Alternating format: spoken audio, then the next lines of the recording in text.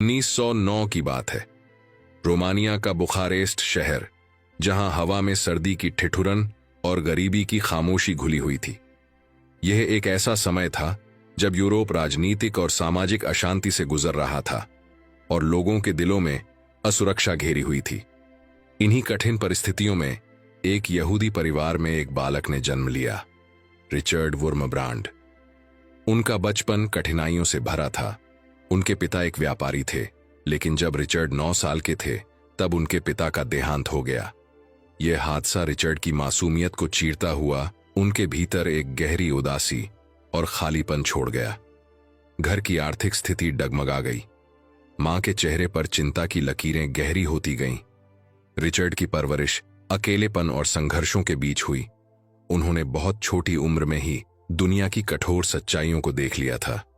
उनके मन में यह सवाल बार बार उठता था, अगर सचमुच कोई परमेश्वर है तो इतनी पीड़ा क्यों? समय के साथ ये सवाल उनकी सोच पर भारी पड़ने लगे। रिचर्ड ने नास्तिकता को अपना लिया।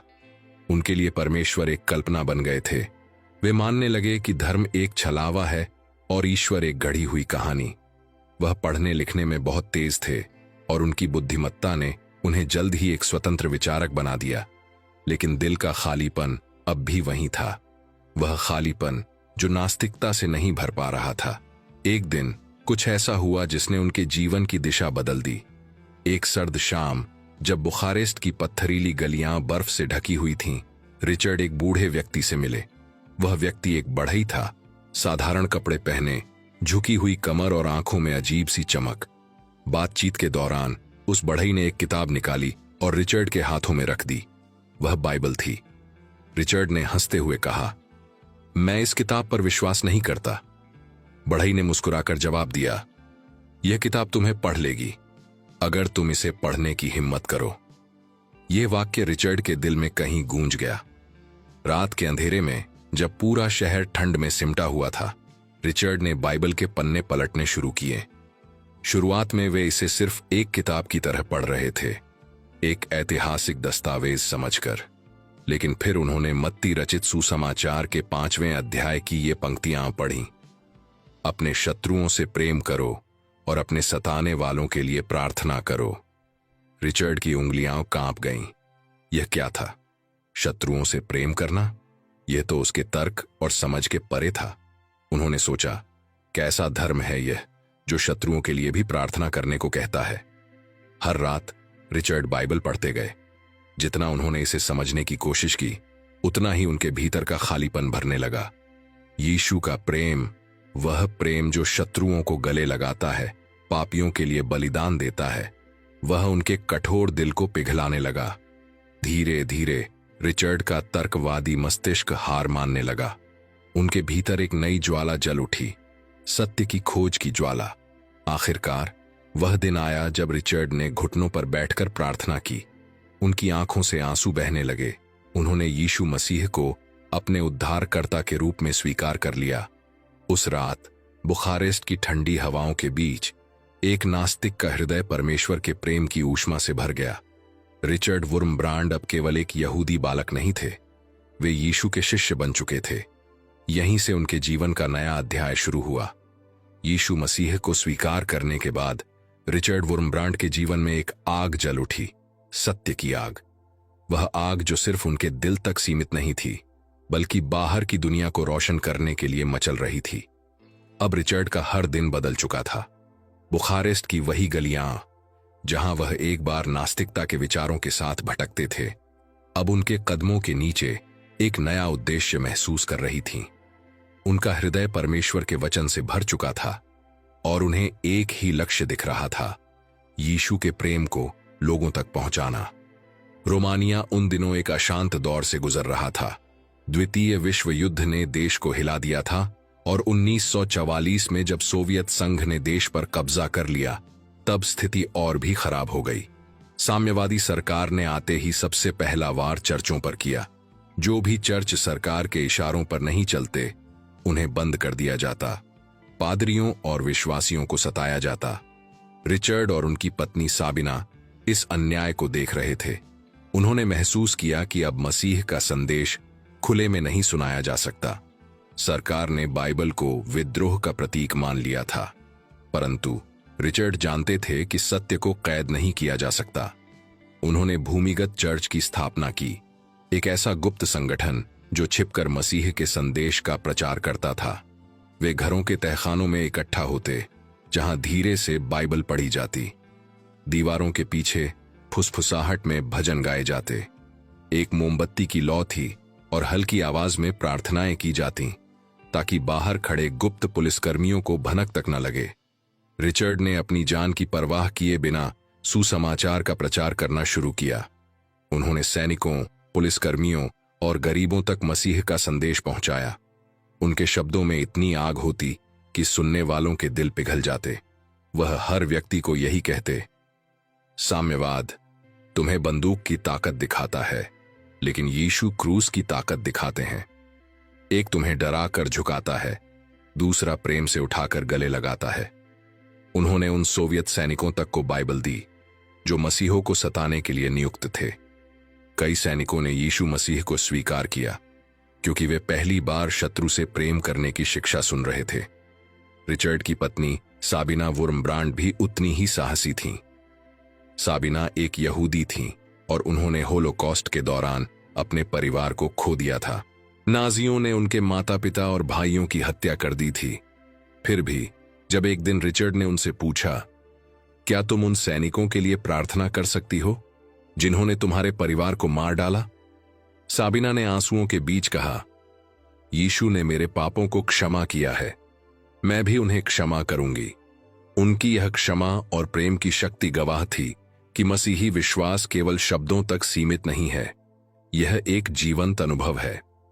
1945 में साम्यवादी सरकार ने एक सभा बुलाई जिसमें सभी चर्च के नेताओं को बुलाया गया।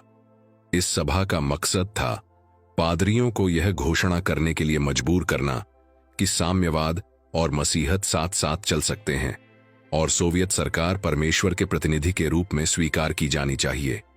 सभा के दौरान जब अन्य पादरी सरकार की तारीफ कर रहे थे, तब साबिना ने रिचर्ड के कान में धीरे से कहा, क्या तुम खड़े होकर मसीह का पक्ष नहीं लोगे?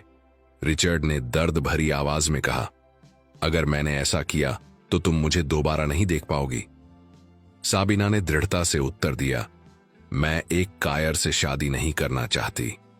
ये सुनते ही रिचर्ड उठ खड़े हुए। उनकी आवाज पूरे हॉल में गूंज उठी, हमारा राजा केवल यीशु मसीह है, हम किसी सरकार को मसीह की जगह नहीं देंगे। यह सुनकर सभा में सन्नाटा छा गया। यह क्षण उनके जीवन का सबसे बड़ा मोड़ था।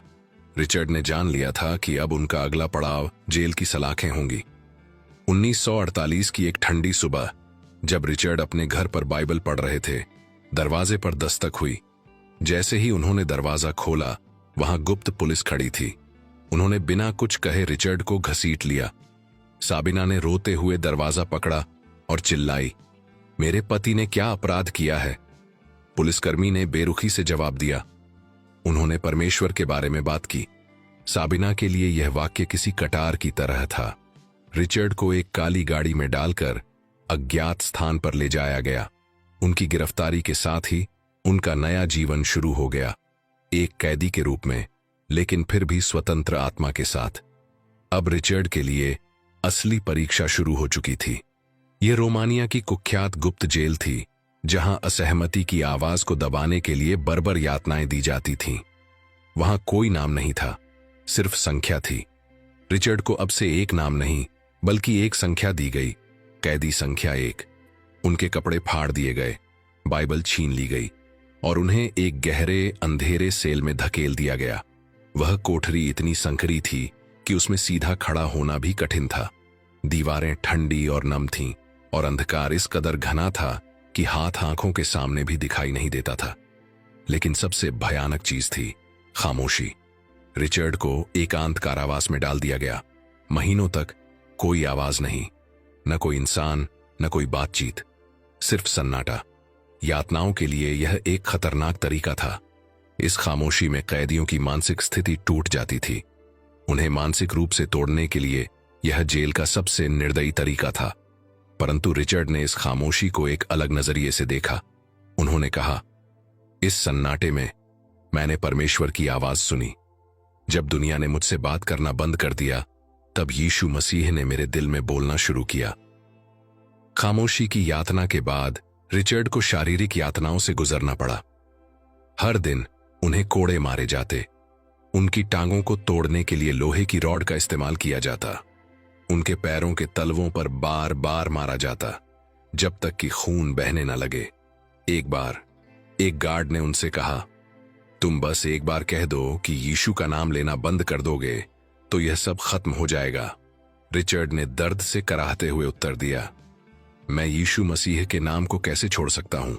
उन्होंने मेरे लिए क्रूस पर अपना जीवन दिया, मैं उनके लिए यह दर्द सह सकता हूं। गार्ड ने गुस्से से उन्हें और बेरहमी से पीटना शुरू कर दिया। रिचर्ड के शरीर पर घाव होते गए, पर उनकी आत्मा अडिग रही। हर कोड़े के साथ वे मन ही मन प्रार्थना करते, हे यीशु, मुझे शक्ति दो, मैं आपके लिए यह सह सकता हूं। शारीरिक यातनाओं के अलावा रिचर्ड को मानसिक रूप से तोड़ने की भी पूरी कोशिश की गई। एक दिन जेलर ने उन्हें बताया, तुम्हारी पत्नी साबिना मर चुकी है, हमने उसे मार दिया है, तुम्हारा बेटा निकोला अनाथ हो चुका है।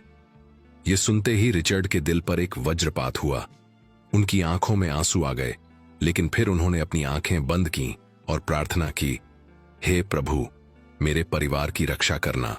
अगर वे मेरे बिना इस दुनिया में हैं, तो भी मुझे विश्वास है कि आप उनके साथ हैं। सच्चाई यह थी कि साबिना भी जेल में थी। उन्हें जबरन पत्थर तोड़ने जैसे कठोर श्रम कराए जा रहे थे। उन्हें सर्दी में बिना कोट के बाहर काम करने भेजा जाता, लेकिन साबिना ने भी यीशु का साथ नहीं छोड़ा। एक दिन एक जेलर ने साबिना से कहा, अगर तुम मसीह का नाम छोड़ दो तो हम तुम्हें आजाद कर देंगे। साबिना ने उत्तर दिया, मैं यीशु को नहीं छोड़ सकती। कैदियों के लिए मसीह का संदेश रिचर्ड ने जेल के अंदर भी प्रचार करना बंद नहीं किया। उन्होंने अन्य कैदियों को प्रोत्साहित किया, उनके साथ प्रार्थना की। गुप्त रूप से उन्होंने दीवारों पर अपनी उंगलियों से बाइबल की आयतें लिखीं।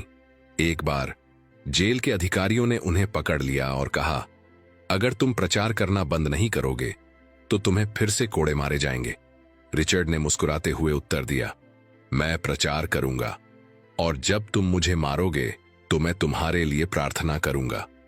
यह सुनकर जेलर स्तब्ध रह गया। रिचर्ड ने जेल में 14 साल बिताए, उनमें से 3 साल एकांत कारावास में। लेकिन एक चीज जिसने उन्हें कभी नहीं तोड़ा, वह था उनका विश्वास। उन्होंने कहा, वे मेरे शरीर को मार सकते थे, लेकिन मेरी आत्मा पर उनका कोई अधिकार नहीं था। हर यातना, हर दर्द के बाद भी रिचर्ड ने यीशु का साथ नहीं छोड़ा। वह अपने कैदियों को यही सिखाते थे, यीशु के नाम पर जो भी सहना पड़े सहो, क्योंकि क्रूस पर उन्होंने भी हमारे लिए यह सहा था। अब यह साफ हो गया था, रिचर्ड का विश्वास किसी भी यातना से बड़ा था।